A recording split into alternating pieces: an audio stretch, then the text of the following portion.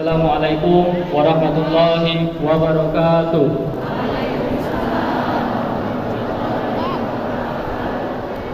Alhamdulillah, alhamdulillahirabbil alamin wa bihi nasta'inu ala umuri dunya waddin.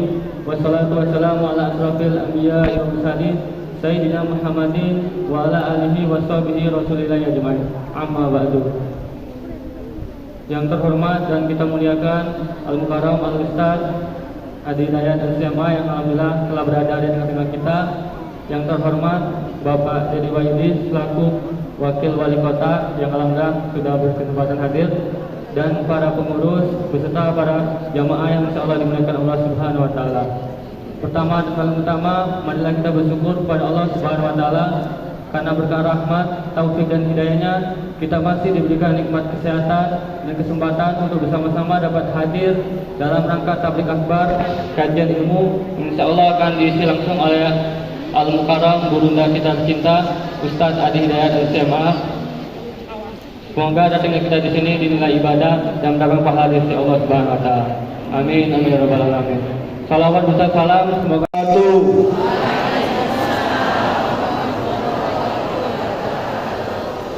Alhamdulillahi hadana li hadza wa ma kunna linahtadiya laula hadanallah. Ashhadu an la ilaha illallah wahdahu la syarikalah wa ashhadu anna Muhammadan abduhu wa rasuluhu la nabiyya ba'da. Yang sama-sama kita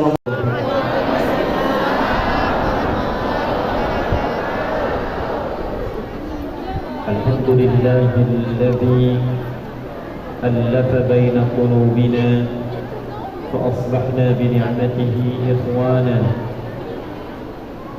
Wassalatu wassalamu ala rasulillahi alladzi bi iqtida'i sunnatihi asy-syarifati asbahna lil muttaqina imama. Fassalawatullahi alaihi wa ala alihi wa sahbihi wa dhurriyyatihi wa ummatihi ila yaumil mi'adi alladzi kana fi amamah. Ahbaballahi wa ahbaba rasulihi sallallahu alaihi wasallam, usi nafsi wa iyyakum bi taqwallahi faqad fazal muttaqun. Fala tamutunna illa wa antum muslimun. Faqala ta'ala ya ayyuhalladzina amanu taqullaha haqqa tuqatih wa la tamutunna illa wa antum muslimun. Bapak Ibu sekalian, saya minta izin sejenak, saya pindah ke sini supaya lebih terlihat, boleh ya? Baik.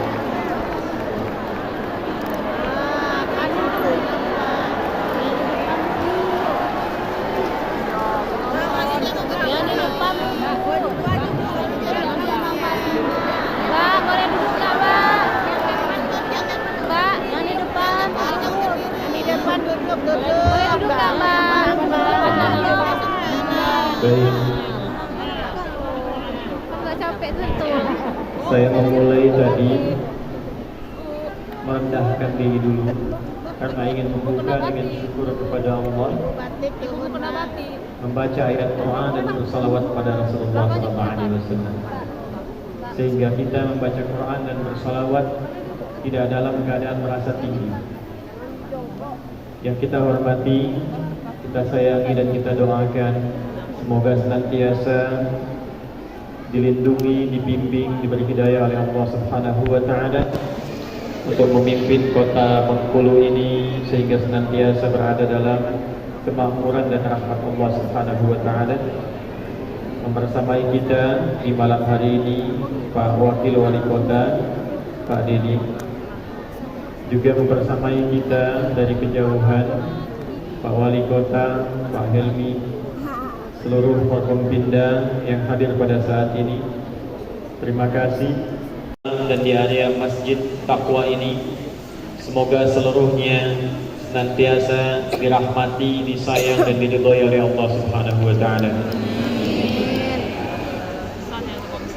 Malam ini adalah penanda awal yang menarik, yang diistimewakan langsung oleh Allah dalam Al-Quran dan dirinci keistimewaannya dalam hadis-hadis Nabi SAW. Dan di antara keistimewaan itu ada tujuan-tujuan, ada keutamaan-keutamaan, ada bimbingan-bimbingan yang kalau kita ikuti, pertama akan merubah keadaan hidup kita menjadi lebih baik. Jadi kalau kita ikuti keutamaannya, itu sudah pasti akan merubah diri kita menjadi lebih baik. Dan ini adalah inti tujuan Islam dihadirkan, membuat kehidupan manusia lebih baik, lebih dekat dengan Allah Subhanahu wa taala. Karena itulah di era Nabi sallallahu alaihi wasallam, masyarakat jahiliyah yang tidak baik, bukan kurang baik, tapi tidak baik. Karena ada jahlun, ada jahil, ada jahiliyah. Jahlun itu sudah nggak baik. Jahilun orangnya. Kalau digabungkan orang dengan sikapnya, sifatnya menjadi jahiliyah. Pemabuk banyak, pezina melimpah, perampok banyak, pembegal melimpah. Semua jenis keburukan hampir komplit pada masa itu. Datang risalah Islam, dibimbing lewat Al-Quran, diajarkan langsung oleh Nabi Sallallahu Alaihi Wasallam bagaimana mempraktikkan isi Al-Quran dalam kehidupan. 12 bulan dalam setahun. Dilatih di setiap waktu istimewa, lalu latihan itu mampu merubah masyarakatnya dari jahiliyah menjadi masyarakat yang berkepribadian terbaik di masanya, dan diabadikan di Quran dengan turunnya surah ketiga Ali Imran di ayat yang ke-110. Allah berfirman, A'udzu billahi minasyaitonir rajim. Bismillahirrahmanirrahim. Kuntum khaira ummatin ukhrijat linnas. Kalian adalah umat terbaik di antara sekian manusia yang pernah hidup dan beraktivitas di bumi. Di antara sekian manusia yang pernah hidup dan beraktivitas di bumi, kalian adalah umat terbaik. Padahal dasarnya umat terburuk, umat jahiliyah. Tapi dengan mengikuti tuntunan Al-Quran, mengikuti bimbingan Rasulullah, merubah keadaan itu menjadi umat terbaik yang pernah beraktivitas di bumi. Dan kurikulum dari Nabi itu diwariskan kemudian pada generasi setelahnya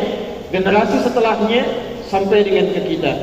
Quran yang diajarkan kepada umat Rasulullah di awal masa bernama sahabat itu Quran yang sama yang sekarang kita baca, Quran yang sama yang sekarang kita pelajari. Hadis-hadis yang disampaikan Rasulullah SAW yang membimbing umat di masa lalu adalah hadis-hadis yang sama kita temukan dalam kitab-kitab ulama yang dibukukan dan bisa kita akses sampai dengan sekarang. Jadi kalau orang dulu pernah menjadi baik, dan bukan hanya baik, tapi ketika masyarakatnya baik, kotanya ikut maju. Nabi hijrah dari Makkah ke mana? Madinah. Hijrah dari Makkah ke mana? Madinah. Hijrah dari Makkah ke mana? Madinah. Terjadi perbedaan pendapat di kalangan Jawa. Nabi hijrah dari Makkah bukan ke Madinah asalnya. Bukan ke Madinah. Hijrahnya ke Yathrib. Yathrib itu nama salah satu anak keturunan dari Nabi Nuh alaihi salam. Ketika kapalnya sudah merapat, badainya sudah reda, menyebar keturunannya. Di antara anak beliau, keturunan beliau itu ada yang bernama Yathrib nanti, kemudian singgah di satu tempat masih kosong. Maka tempat itu dinamai dengan orang yang pertama singgah padanya. Maka dikenallah wilayahnya dengan nama Yathrib. Nanti jarak Nabi Muhammad SAW ke Nabi Nuh AS itu banyak sekali. Ada rentang sampai 40 generasi kurang lebih. Muhammad SAW bin Abdullah bin Abdul Muttalib bin Hashim bin Abdul Manaf bin Qusay bin Murrah bin Kilab bin Ka'ab bin Ghalib bin Fihir bin Malik bin Nadar bin Kinana bin Khuzaimah bin Mudrika bin Ilyas bin Nizar bin Mudar bin Ma'ad bin Adnan bin Addi bin Adri bin Muqawwam bin Namur bin Tarikh bin Ya'rub bin Yasjub bin Nabit bin Ismail alaihi salam bin Ibrahim alaihi salam bin Azar atau bin Nahur bin Abid bin Kinan bin Al-Fahshad bin Sam bin Nuh alaihi salam bin Mihlail bin Ushara bin Kinan bin Anwas bin Adam alaihi salam. Coba ulang ya. Yathrib tempatnya belum maju, kotanya masih tertinggal, ekonominya masih di bawah resesi, jauh, pasarnya dimonopoli oleh Yahudi, sengketanya tinggi, 600 tahun, 6 abad, Aus dengan Khazraj gak pernah akur. Kalau ada yang luka di Aus, Khazraj mesti luka. Kalau meninggal di Aus, Khazraj mesti meninggal. Konflik dua kubu besar, gak pernah selesai.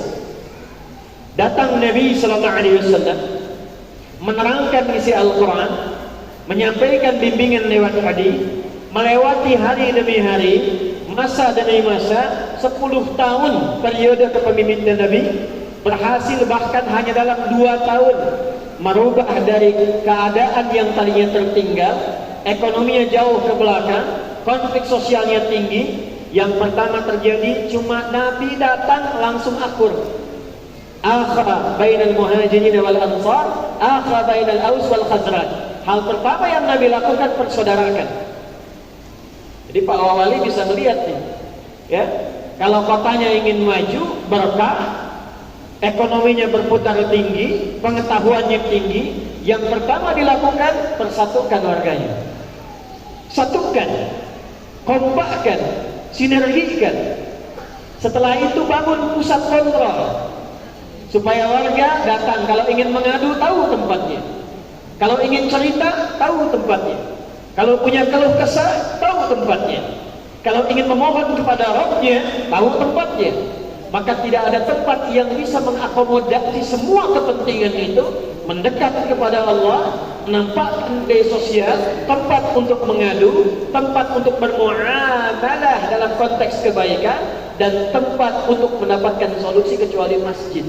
Maka yang pertama dibangun oleh Nabi Sallallahu Alaihi Wasallam di Yathrib adalah masjid. Maka cuma 2 tahun roda ekonomi berputar bagus, masyarakat saling kenal, saling mencintai. Kalau ada orang viral masa itu, kalau ada orang paling istimewa adalah di Yathrib. Kalau ada orang paling jujur, di Yathrib. Kalau ada orang paling dermawan, di Yathrib. Orang paling kompak, di Yathrib. Maka berubah jadi suasana kota yang mencerahkan, yang penuh dengan cahaya. Dalam bahasa Arab, kota yang mencerahkan penuh dengan cahaya, maka namanya Al-Madinah Al-Munawwarah. Jadi Madinah itu setelah risalah Islam datang, setelah bimbingannya datang. Jadi kalau ada orang masuk Islam, sekali lagi, bahkan ada orang yang sudah Muslim, sudah otomatis pasti baik. Kalau ada orang Muslim, sudah otomatis pasti membangun tempat yang dia punya. Kalau ada komunitas Muslim, sudah pasti itu tempatnya pasti bakal maju. Tapi kapan Muslim itu bisa memajukan kotanya? Kemanapun pasti maju. Bapak Ibu sekalian, pernah ada yang tahu Iberia tidak? Iberia. Kalau Spanyol tahu. Real Madrid tahu. Barcelona tahu. Tahu. Sevilla tahu. Ronaldo tahu. Yang pindah ke Saudi itu. Itu wilayah Portugal dan Spanyol dulu tertinggal. Namanya Iberia. Gelap. Nggak ada kemajuan. Kapan itu maju? Setelah gubernur di Afrika Utara. Jadi Afrika Utara itu dulu provinsi. Provinsi dulu di masa-masa Islam itu. Ya, apa saja nanti daerahnya? Ada Mesir, ada Libya, Tunisia, Maroko, Aljazair. Itu dulu wilayahnya, provinsinya Afrika Utara. Dapat permintaan dari Iberia, wilayah Spanyol, Portugal sekarang, minta dibantu, minta ditolong. Maka dikirimkan 10.000 orang di bawah pimpinan namanya Tariq bin Ziyad. Datang ke sana, dibantu, dibebaskan dari kezaliman, ditata kotanya, sampai maju 7 abad. Tidak ada kota paling indah di Spanyol pada saat itu, bahkan di Eropa, kecuali yang dikenal dengan Andalusia. Istananya, bangunan tata kota, arsitekturnya, ya, sampai dengan ke Sevilla, di sana ada istana namanya Alcázar. Sampai dengan sekarang, indahnya luar biasa, arsitekturnya luar biasa, dan ditemukan banyak ulama dan ilmuwan-ilmuwan besar lahirnya di Andalusia. Kapan itu datang? Saat berubah tempatnya menjadi Muslim yang benar-benar Muslim. Maka pada malam hari ini saya melihat, insya Allah wajah-wajahnya ini terlihat, apalagi yang dekat-dekat sini nih ya, sudah semakin bercahaya tuh, kena pantulan lampu ya. Insya Allah dari malam hari ini kita akan belajar yang dengan pelajaran itu insya Allah akan merubah kepribadian kita lebih baik dan memajukan kota yang Allah amanahkan kepada kita untuk berkehidupan di sini. Nah, tidak cukup dengan amin, kita ngaji dulu ya.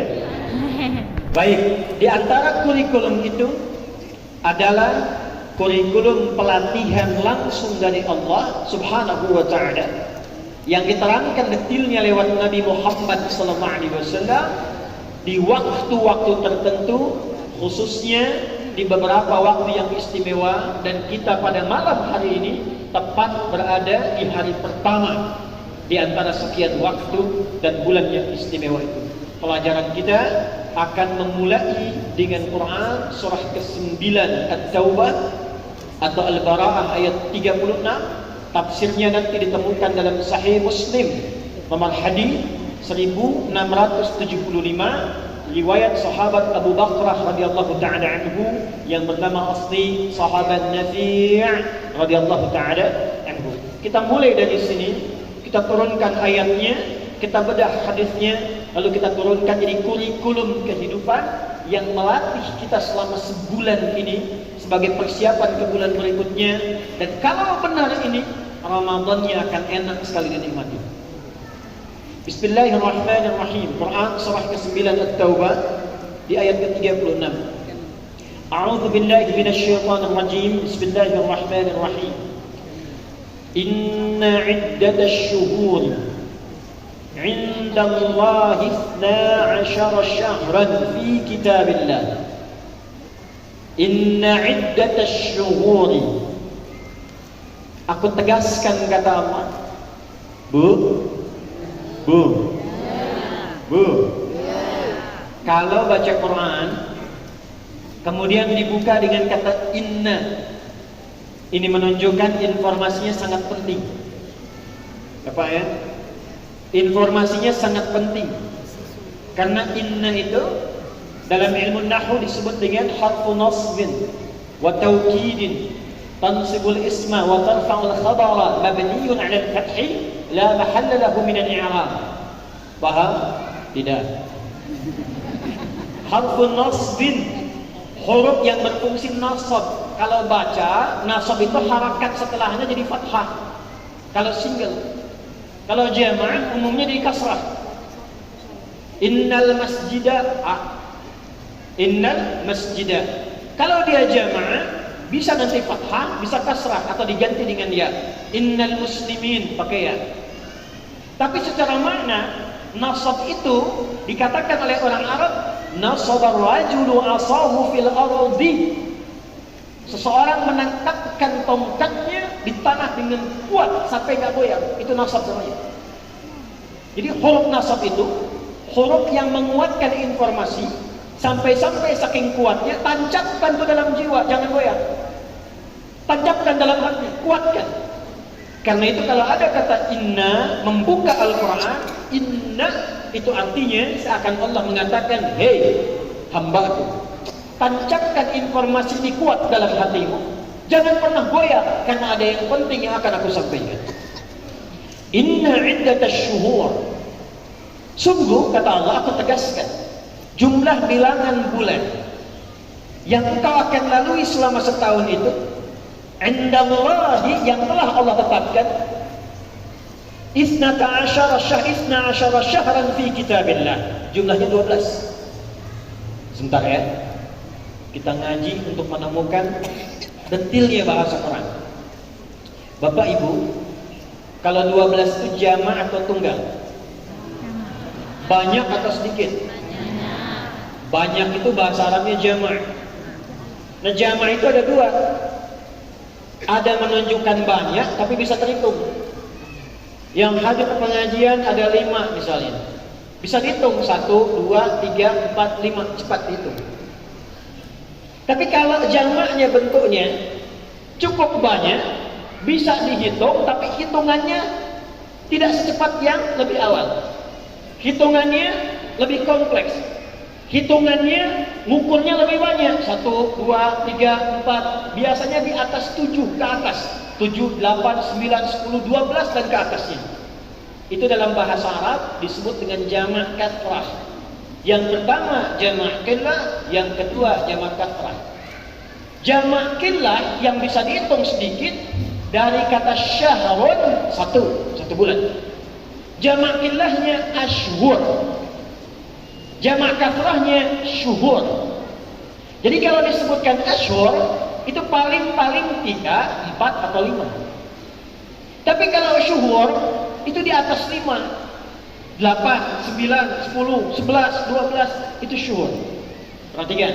Ketika bapak ibu diminta persiapan untuk berangkat haji, siap-siap berangkat. Kloter pertama, gelombang pertama. Kata Allah, jangan datang pas saat akan wukuf.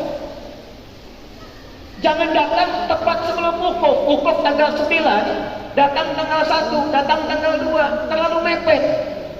Maka persiapkan beberapa bulan sebelumnya, supaya tidak terjadi kemacetan yang parah, supaya diatur gelombang kepergiannya. Maka muncullah Quran surah kedua Al-Baqarah ayat 197 menggunakan kata ashhur.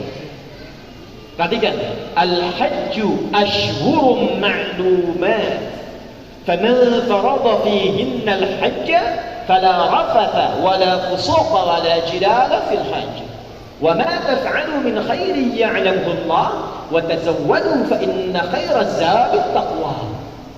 Al-hajju, puncak menuju haji itu, ashhurum ma'lumat, dipersiapkan beberapa bulan keberangkatannya di bulan-bulan yang sudah viral. Ashhur, urutkan minimal 3 bulan. Kalau bulan haji bulan 12, kurangi ketiga sebelumnya. Dzulhijjah, Dzulqa'dah, Syawal. Ramadan siapkan diri kita, Syawal sudah siap berangkat.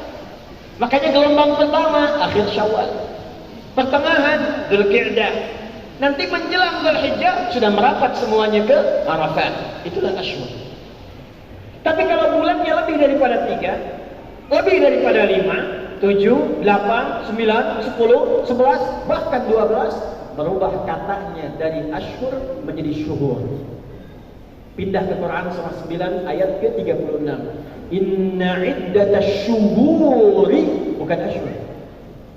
Yang saya mau sampaikan, ini menunjukkan Al-Quran firman Allah, bukan kata-kata manusia. Kalau kata-kata manusia, siapa yang mengajari bilangan ini? Nabi gak pernah belajar, Nabi gak pernah sekolah. Kok bisa setiap katanya sesuai dengan keperluannya?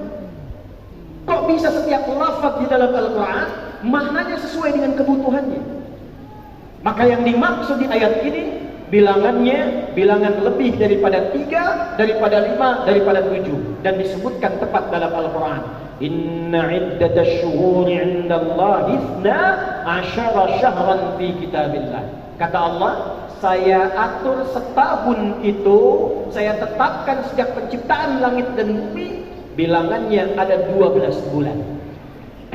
Setahun ada berapa? 12. Setahun ada berapa? Yang mengatur itu siapa? Yang menetapkan itu siapa? Dan tahukah kita semua, satu-satunya kitab suci yang langsung menerangkan setahun 12 bulan, Al-Quran. Silahkan Bapak Ibu cek, belajar baca, bandingkan. Cuma di Quran ditemukan itu. Romawi pernah mencoba menjadikan 13 bulan, gak bisa. Balik lagi ke 12. Artinya apa?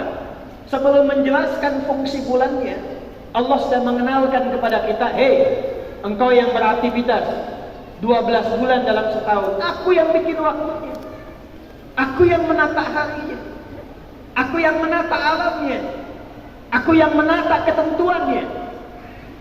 Seakan-akan Allah ingin mengatakan, kalau engkau ikuti aturanku, ini yang dilakukan di bulan ini yang dikerjakan di bulan ini yang kamu harus lakukan di waktu ini ketentuannya, ini kondisinya, baca ini, lakukan ini.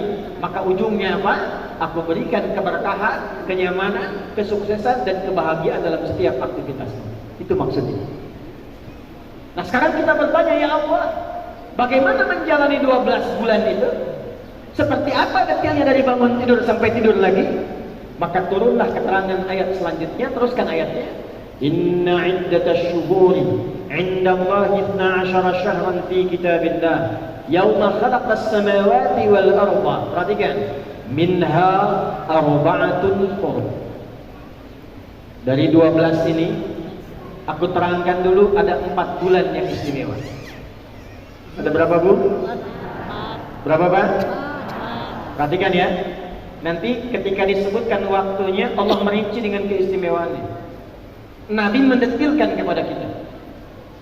Yang 4 bulan ini istimewanya oleh Allah disebut dengan kata hurum. Apa namanya? Minha arba'atun hurum. Dari 12 ini ada 4 yang aku sebut kata Allah bulan hurum. Hurum itu seakar dengan kata haram, seakar dengan kata hormat, diserap ke dalam bahasa Indonesia menjadi hormat. Hormat itu dari bahasa Arab. Dari bahasa Arab. Ya, dari kata hormatun. Hukum haram, haram itu dimunculkan dalam syariat, ditetapkan oleh Allah, bukan ingin mempersulit kita, bukan. Tapi ingin menjadikan kita lebih terhormat di hadapan Allah, terhormat di kalangan manusia. Makanya muncul hukum disebut dengan haram. Awas jangan salah. Haram itu seakan dengan kata hormat, hormat. Jadi munculnya hukum haram bukan ingin mempersulit kita, bukan ingin menghambat kita beraktivitas, bukan. Untuk menjaga kita supaya tidak berbuat yang salah, dan dengan kesalahan itu mengurangi kehormatan kita di hadapan Allah, mengurangi kemuliaan kita di hadapan manusia. Contoh, maaf ya Pak ya, Ibu ya, apa hukumnya mencela? Kenapa bengong? Halo? Apa hukumnya mencela? Udah tahu haram mencela juga kan? Apa hukumnya mendusta? Apa hukumnya ghibah? Saya tidak Ustaz, tidak seperti ibu itu tuh. Apa hukumnya hoax? Halo? Haram. Nah, kenapa jadi haram? Karena saat seseorang mencela, turun kehormatannya. Kalau nggak percaya silakan Pak Wawal itu, Pak Edi, bangun celak tuh semua tuh. Ketika mencela, pasti akan balik dicela. Ketika mencela, pasti akan turun kehormatannya. Karena Allah tidak ingin makhluknya, hambanya ini turun kehormatan, maka muncullah hukum haram. Jangan dilakukan, nanti kamu jadi tidak terhormat. Sedangkan aku ciptakan kamu dari ujung kepala sampai ujung kaki itu sudah terhormat. Bapak Ibu sekalian, kita ini makhluk mulia. Mulia dengan firman Allah, ingat itu. Sejak Allah mencipta kita, melekat kemuliaan pada diri kita. Tadi dibacakan surat At-Tin, surah 95 oleh imam kita. Itu diawali dengan sumpah 3 risalah Nabi terbesar. Nabi Isa alaihi salam, wat-tini waz-zaitun. Nabi Musa alaihi salam, wa turi sinin. Nabi Muhammad sallallahu alaihi wasallam, wa hadzal baladil. Untuk apa 3 sumpah itu? Untuk menunjukkan kemuliaan bentuk tubuh kita saat dicipta. Laqad khalaqnal insana fi ahsani taqwim. Setelah tercipta, diberikan potensi sifat mulianya. Pindah ke Quran surah 17 Al-Isra ayat ke-70. Walaqad karramna bani Adam wa hamalnahum fil barri wal bahr. Sungguh aku ciptakan semua anak cucu Adam dengan bawaan yang mulia, ujung kepala sampai ujung kaki. Fisiknya paling bagus, makanya disebut bashar. 35 kali disebutkan dalam Al-Quran. Itu pertama diciptakan disebut bashar. Wa idh qala rabbuka lil malaikati inni khaliqun bashara. Quran surah 15 ayat 28. Bashar itu tampilan yang indah, halus, bagus. Gak percaya? Di Bengkulu ada kebun binatang, Pak? Ada. Coba main ke kebun binatang, Bapak Ibu cocokkan tuh, kira-kira sama badak kulitnya halus mana? Kita. Sama harimau ganteng mana? Kita. Sama kuda kira-kira cakep mana? Kita. Ibu kalau lihat monyet kira-kira nih, cakep mana? Cakep ibu kan? Jadi dari semua makhluk ini, kita ini yang terbaik. Saya mau berikan rahasia dia, tapi ini diantara kita saja. Jangan bagi orang ya, yakin ya? Tapi saya tanya dulu, sudah masuk Isya belum? 1 menit lagi ya? Baik, perhatikan. Saya akan berikan satu rahasia besar nanti setelah Isya. Kita jeda dulu, siapkan soft dulu dalam 1 menit, azan, langsung qomat, kemudian kita tunaikan Isya berjamaah. Siap ya? Nah, kita jeda sejenak untuk menunaikan salat Isya. Assalamualaikum warahmatullahi wabarakatuh.